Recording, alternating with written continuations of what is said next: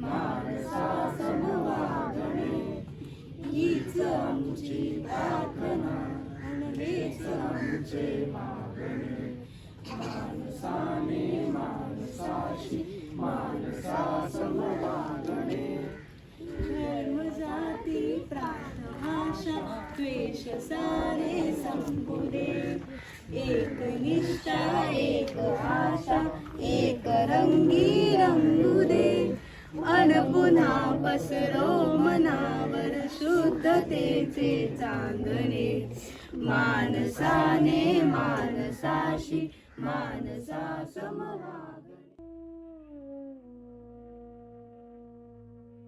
So शिवप्रेरणा basically आपलं education आणि विद्यार्थ्यांच्या प्रश्नांवरती काम करते. त्याच्यामध्ये खेड्यापाड्यातले गावापाड्यातले जे मुलं आहेत त्यांनी शिक्षण पूर्ण केलं पाहिजे. याच्यासाठी आपण दर रविवारी काही अभ्यासक्रमपूर्वक सेशन चालवतो. त्या व्यतिरिक्त वाचनालय टिकावीत, गावखेड्यामध्ये उभी राहावीत यासाठी आपण त्यांना पुस्तकदान मोहीम चालवतो.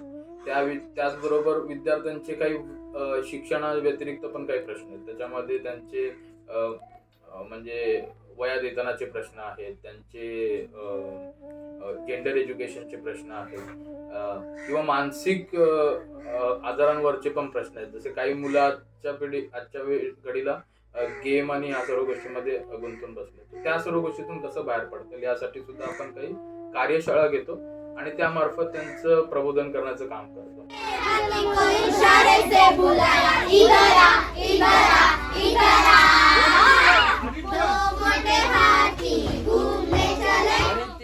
असं मुलींशी आमचं जास्त इंटरॅक्शन झालेलं नाही आहे, मोस्ट ऑफ मोठ्या मुलींशी.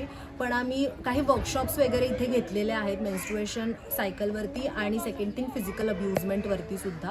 वेगवेगळ्या फाउंडेशन जे काही विमेन ओरिएंटेड फाउंडेशन्स आहेत आम्ही त्यांच्यासोबत कोलॅब करतो आणि ते इथे येऊन वर्कशॉप्स घेतात मुलींसाठी.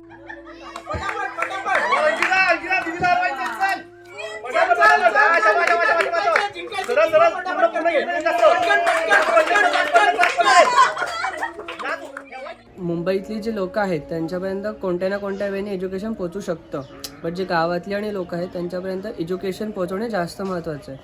मग त्यावेळेला चालू झालं की वन डे सेशन्स चालू झाले. वन डे सेशन्समध्ये काय करायचो की संडेच्या दिवशी आम्ही एखाद्या गावात जायचो, तिकडच्या शाळेत जायचो, त्या मुलांना शिकवायचो, त्यांच्याशी गेम्स खेळायचो, तिथे लायब्ररी सेटअप करायचो.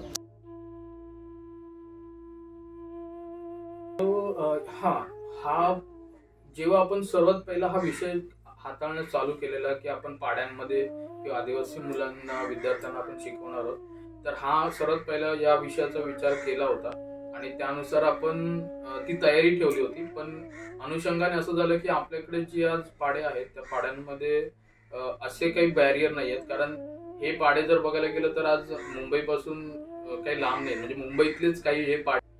तर आतापर्यंत तर असं बॅरियर कधी आलं नाहीये, पण नक्कीच जेव्हा येणार तेव्हा आपण त्यासाठी सुद्धा काही एक्सपर्ट किंवा जे कोणी आजच्यातले जाणती लोक आहेत त्यांच्याकडनं आपण ते शिकून त्या सर्व गोष्टी आपण आपल्या संस्थेमध्ये लागू. नंतर गॉगल मराठीमध्ये काय बोलतात? चष्मा. इंग्लिशमध्ये 12वीला आहे. 10वी 11वी. आणि मजा येते तुम्हाला? बुक्स वगैरे तसं मागितलं तर सर्व देतात, पण ते खेळ पण घेतात आणि अभ्यास सांगितलं जसं शिकवायला सांगतो तसे घेतात शिक्षण. आणि तुम्हाला भाषाचा अंतर वाटतो का? हो वाटतो. तुमची स्वतःची भाषा अलग आहे. जर तुम्हाला एक मेसेज द्यायचा असेल त्यांना तर काय म्हणणार तुम्ही? की असं सोबत राहा, सोबत पुढे आम्ही जोपर्यंत म्हणजे आम्हाला पावसाळ्यात अशा बऱ्याच घटना होतात. पावसाळ्यात असे बरेच सिनारिओज असतात जिथे पूल जो जोडतो आम्हाला चुनापाड्याला आणि या नॉर्मल रूटला, तर तो ब्लॉक होतो. आणि मग अशा टायमिंगला म्हणजे एकदा असं झालंय की लिटरली व्हॉलंटियर्स गुडघाभर पाण्यातून चालत वगैरे तिथपर्यंत गेलेत आणि त्यांनी तिकडे शिकवलेलं आहे. आणि देन मग त्यांनी वाट बघितली की ते पाणी पूर्णपणे म्हणजे ते एकदम एक सिच्युएशन सेटल झाली की मग त्यांनी बाहेर आलेत आणि मग ते घरी आलेत. मग अशा परिस्थितीत आम्हाला 9-10 पण वाजतात रात्रीचे घरी यायला. म्हणजे सकाळी व्हॉलंटियर जे 7 वाजता जातात ते डायरेक्टली रात्री 9-10 वाजता घरी जातात अशा सिच्युएशनमध्ये. पण ही नॅचरल एक प्रोसेस आहे आणि याच्यामध्ये आपण पण असं फार काही करू शकत नाही. बट जो मोटो आहे त्या मोटोला धरून आम्ही पुढे जातो. मग पाऊस असेल तरी मोस्ट ऑफ द टाइम जर खूप पाणी असेल तर आम्ही सेशन्स कधीतरी कॅन्सल करतो. But most of the times आम्ही ते सेशन म्हणजे तिथपर्यंत जाण्यासाठी जो काही पूल वगैरे आहे किंवा दुसरा रस्ता आहे आम्ही त्याचाच विचार करतो.